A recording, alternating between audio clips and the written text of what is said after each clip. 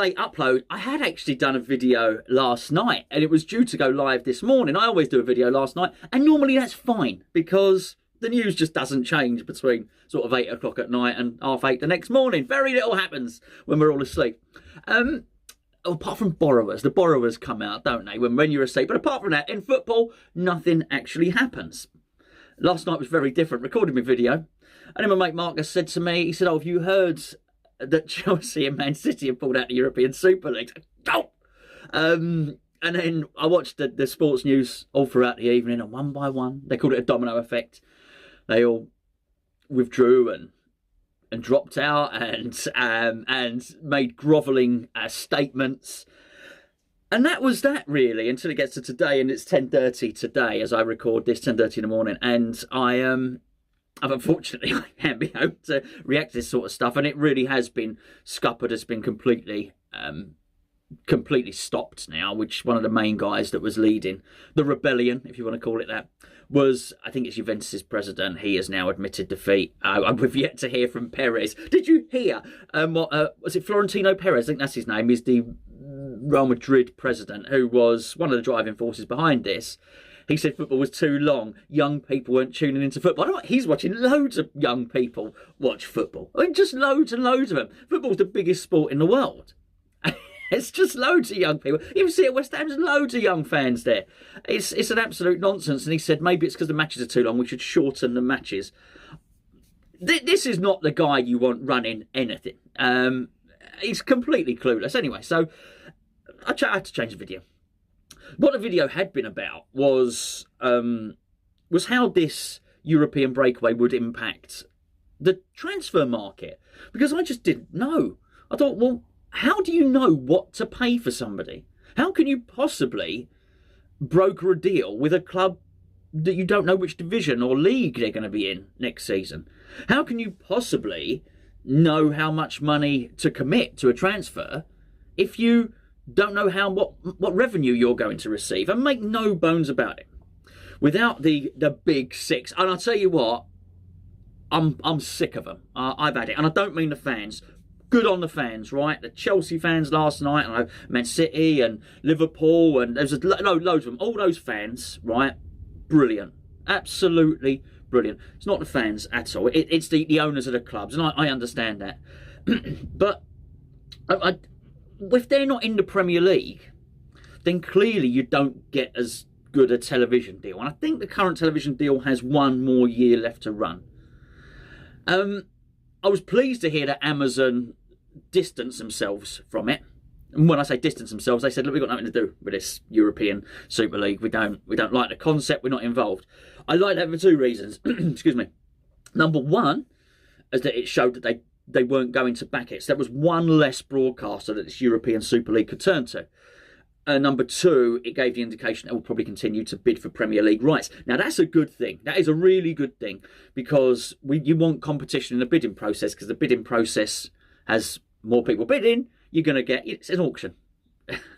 An auction with one participant doesn't get very high. It's our fiver. Anyone else? No, sold to the man in the speckled king jumper. You need people bidding. So obviously Sky are going to bid again. I'd imagine BT will bid again. You get Amazon. You never know, Netflix coming, whatever. This is a good thing. But without those top clubs, you don't get anywhere near the money. So actually, we need them, really. Whilst I was a little bit annoyed that, and I felt they should be punished. And I wasn't completely frightened by the concept of a league without them. Because I thought it'd be quite competitive. But realistically, if what we want to do is continue with, I guess, the journey, I hate that word, unless you're going somewhere, unless you're travelling, the journey that West Ham are on, in as much as we want to buy Jesse Lingard, we want to improve the team, we want David Moyes to build something, we want to be able to challenge near the top of the league, we need that revenue. We need that constant revenue stream. So I think we need them. I think what those big six, it sticks in my mouth. I can barely get the words out, honestly. I hate it. What those big six have come to realise, hopefully, is that actually they need us. And more importantly, they need their fans. Because it was the height of arrogance not to consult their fans. I was absolutely delighted with the fact that the players have now come out, and the players have unified with the fans, united with the fans. So the only people that seemed to want this were these owners. It was a horrendous idea. An absolutely horrendous idea. What really has not surprised me, once I knew Chelsea and Man City were coming back, I thought, well, that's okay. Even if the rest don't, that's okay. They're enough of a big name, those two, to actually make the Premier League still attractive. You'd still get, with a couple of those big clubs in there, particularly with the money they've got, that's still enough. I've got to be honest with you. By the time one of them, either Liverpool or Man United, there would have been a point where if it was me, something nasty like that, I would have pulled up the drawbridge. So let's say Chelsea, Man City were the first ones. They declared their hand. Hold on, we're not doing this. So let's say Liverpool then said the same. I can't remember who was next, but let's say it was Liverpool. I'd then turned around and said, nobody else? Okay, fine, pull up the drawbridge. And what I would have said then to Man U, to Tottenham and Arsenal, was you can reapply for the 2023 season to come back into the Premier League. I really would have done. I really would have done. They would have had no choice. They would have had to come back into the Premier League. They would have had to wait. They would have been massively hit by revenue. It would have taught them a massive lesson. And actually, you could have struck a deal with all the broadcasters and said, there you go, look, we've still got loads of big clubs in there. We've still got those. The television deal for the next 2 or 3 years after that will include those other clubs, Tottenham, Man United, Arsenal, who will come back into the fold. Or you just relegate them and make them play in the Championship for a year. Something like that. I would have done that just to teach them a lesson. But it looks like they're going to be invited back into the fold. I really hope that UEFA don't now concoct a sort of weird hybrid Champions League that appeases them and almost gives those clubs what they wanted from the European Super League. They're very naughty boys, and I think they should be treated as such. I think there's going to be a lot of mistrust of those, and I'm not surprised that so many of the chief executives have resigned, Ed Woodward and people like that, because it's actually impossible now for those people to sit in a Premier League meeting. So you've got the 14 clubs, including us, whose owners and whatever chief executives, whoever was present in these meetings, have attended Premier League meetings in good faith. When I say in good faith, for the betterment of the Premier League, for the betterment of their clubs. What they didn't know was at the time there were 6 people sitting at that table listening to all the commercial ideas who were plotting and planning to leave. It's going to be very difficult for those 6 people to come back into those meetings and have any sort of trust with the other 14. Nigh on impossible. How can you when you break the bonds of trust like that? So I'm not surprised these people have been resigning. What I really liked yesterday was what Parliament did.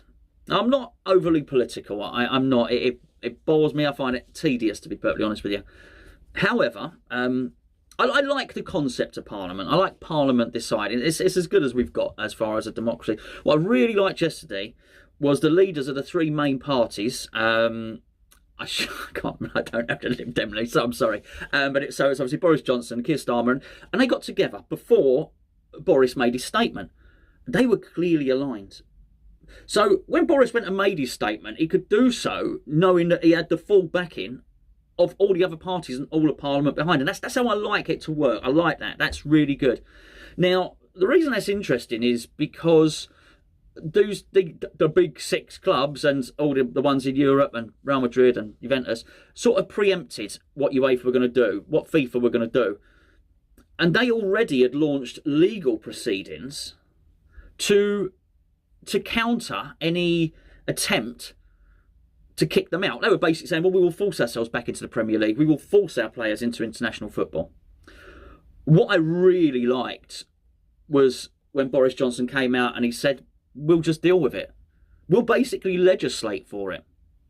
And that was really good. I don't know whether this was part of his statement or it was something that happened afterwards, but the indication was, when I say legislate for it, they would make a law, which completely throws out any legal ideas that the European Super League clubs might have had. They're basically saying, if you think you found a loophole, we're going to make a new law to stop you. Basically, we will not allow European Super League matches to happen in this country. It will legislate for it because he knows they're back in the Parliament. It'll make the motion. It will get passed through. Bang, done. And the other thing they said, which I really, really liked, was just you won't get a work visa for playing European Super League. So basically, you wouldn't be able to come in if you were if Juventus were coming to play Manchester United. They literally wouldn't be able to get off the plane. They'd have no visas.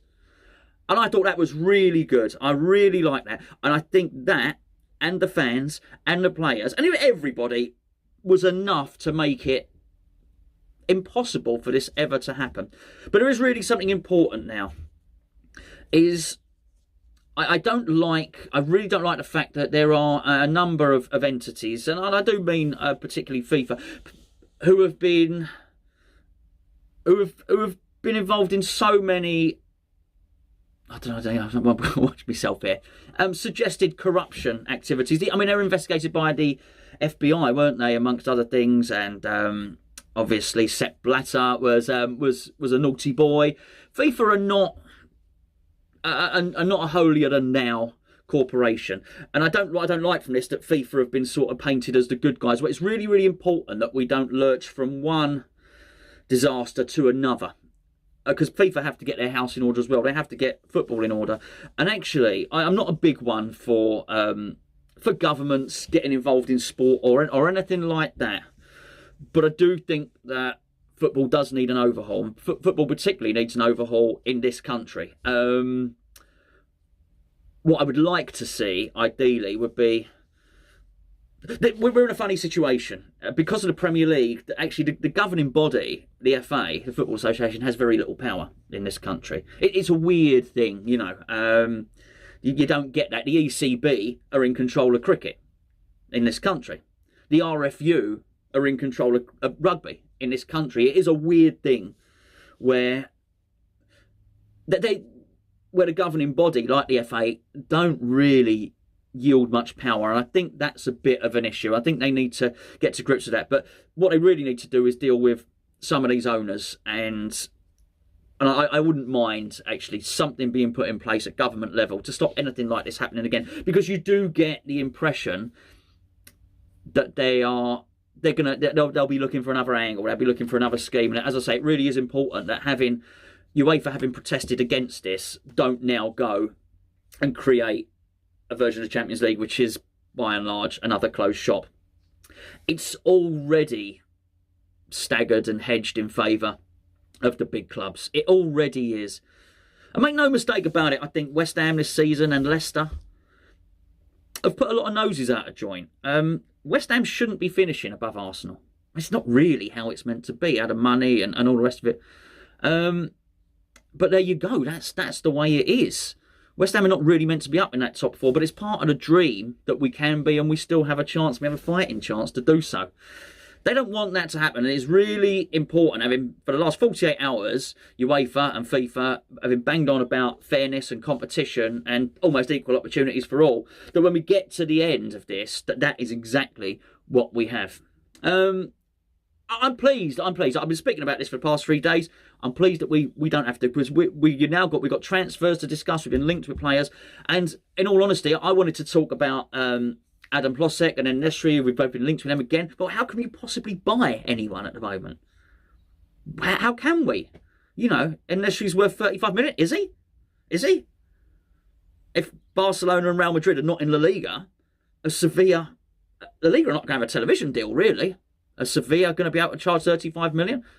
I don't know. Are we going to have 35 million? Because we won't have a television deal. It was completely uncertain, so I didn't particularly want to speak about it, and really this was the only show in town. Anyway, thanks for listening to me prattle on. Sorry for the late upload. You understand why the news has changed so much. I'm going to get this uploaded now, so hopefully it doesn't change quickly again.